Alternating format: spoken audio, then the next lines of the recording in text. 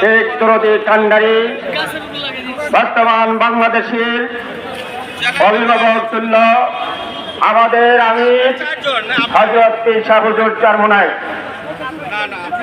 এবং আজকের এই শ্রমিক সম্মেলনে গুরুত্বপূর্ণ বক্তব্য রাখবেন জাতীয় নেতৃবৃন্দ। আমি আমার জেলা এবং থানা এবং ইউনিয়ন থেকে যে সমস্ত কর্মী ভাইরা আজকে উপস্থিত আছেন তাদের কাছে একটি মেসেজ দিতে চাই। আমরা 24-এর আন্দোলন দেখেছি কিনা বলেন?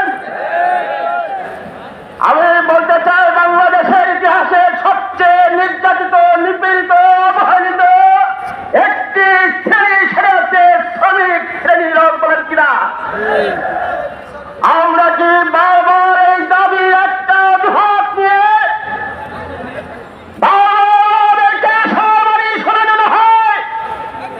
যেই সরকার আসে, যেই ক্ষমতায় আসে,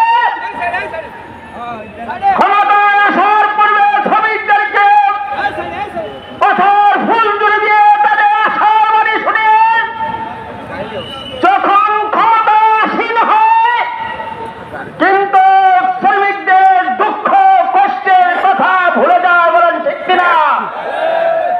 আমি আজ এই মঞ্চ থেকে স্মরণ করে দিতে চাই, আমি জানি সে একজন নীতিবান শ্রেষ্ঠ একজন মানুষ।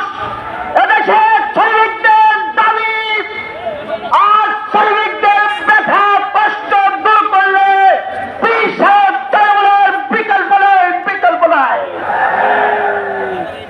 আর সেই মেসেজটা হবে আগামী দিন বারবার শ্রমিকদেরকে দাবির কথা বলে মাঠে নামানো হয়, ওই সব দাবি আর করা হবে না।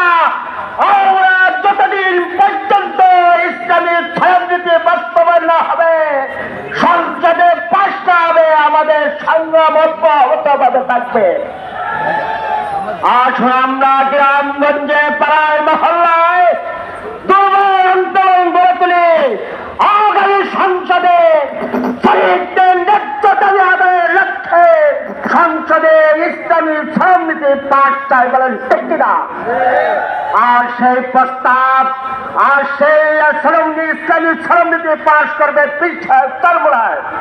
এই স্বপ্নকে বুকে ধারণ করে মাঠে ময়দানে এখন থেকে আমরা ঝাঁপিয়ে পড়ে আসলে আমরা সকল শ্রেণী সকল শ্রমিক ভাইদের সম্পন্ন করে বাংলা ট্রাক্টর থেকে তেতুলিয়া এবং চাষে পীর সাহেব চরমোনাইয়ের নেতৃত্বে আগামী সর্বক্ষণে আমাদের দাবি আদায়ের লক্ষ্যে সতর্ক থাকবে ইনশাআল্লাহ।